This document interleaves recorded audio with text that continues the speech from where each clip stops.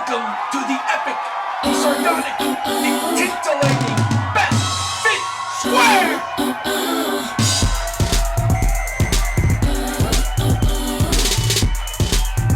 Welcome, folks, to our inaugural Best Fit Square show. I'm your host, Manuel Ortega.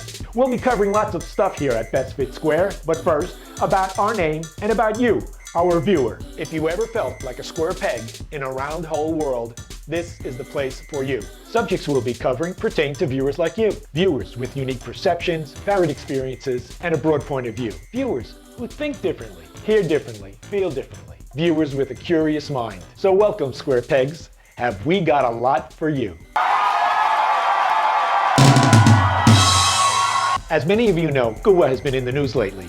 What many of you may not know is that this tension between Cuba and North America, it's more than 50 years old. It's more than about the embargo. It's more than about human rights. It's about sovereignty and whose right it is to exercise it in Cuba, Cubans or North Americans. To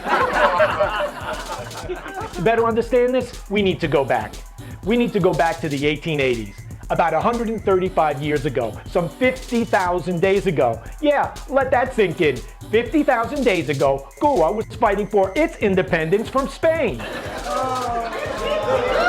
Key individuals from North America at this time included William Randolph Hearst, mega publisher, Joseph Pulitzer, a competitor to Hearst and a mega publisher in his own right, and Theodore Roosevelt, not yet president, but Assistant Secretary of the Navy. Another key factor was the threat to the U.S. agro industry from Europe. The price of sugar produced from cane was plummeting as a result of the lower price sugar produced from beet from Europe. For some perspective on this, between 1850 and 1900, 60 million tons of sugar was put on the market at less than the cost of production. No one was making money. Not very capitalistic. Hearst promoted war by publishing fabricated stories in his newspaper journal. Hearst sent Frederick Remington, his ace cartoonist, and Richard Harding Davis, the best-known freelance journalist of the day, to Havana. Hearst pays each $3,000 a month. But keep in mind, this is 1897, not 2015.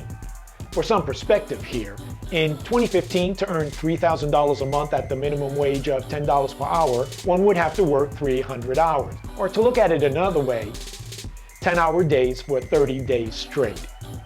But I digress. From February 1897, Captain General of Barcelona, Valeriano Weyler, prohibited reporters from accompanying his troops, leaving Remington and Harding with little to do. Except perhaps drink mojitos. In a famous exchange, Remington telegraphed Hearst. He wrote, "Everything is quiet. There will be no war. I wish to return." Hearst answered, "Please stay. You furnish the pictures, I'll furnish the war." Stand-up guy, that Hearst. Pulitzer, on the other hand, jumped on the bandwagon, and while he currently enjoyed a larger circulation than Hearst by some 100,000 readers, Hearst, promoting war, was gaining on Pulitzer. Pulitzer later freely admitted that he backed war because of its possible effects on his newspaper circulation. Of course! Teddy, he was more transparent. He believed peace could only be achieved with a sword, as amply demonstrated in his often quoted platitudes, such as, "Peace is a goddess only when she comes with sword girt on thigh." Another good one is, "No triumph of peace is quite so great as the supreme triumphs of war." And let's not forget this dandy, "The diplomat is the servant, not the master of the soldier." Later he explained he would regard the war with Spain, notice he did not mention Cuba, from three viewpoints. First, on behalf of intervening on behalf of the Cubans, he believed it was one more step toward complete freedom for America from European domination. Second, the war could likely benefit the US people.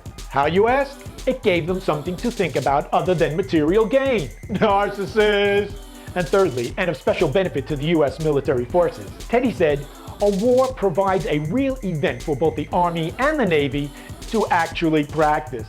Yeah, he said that.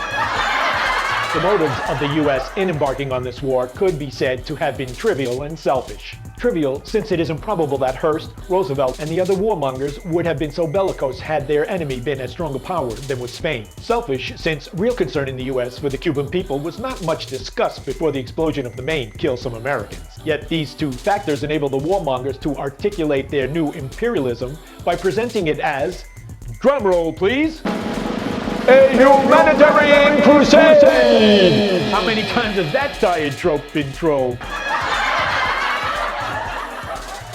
So while the Cuban people sought to free itself from the dominance of Spain and in the process become a free, independent, democratic republic, North America saw intervening and defeating Spain as a means to free itself from European dominance. And the icing on the cake?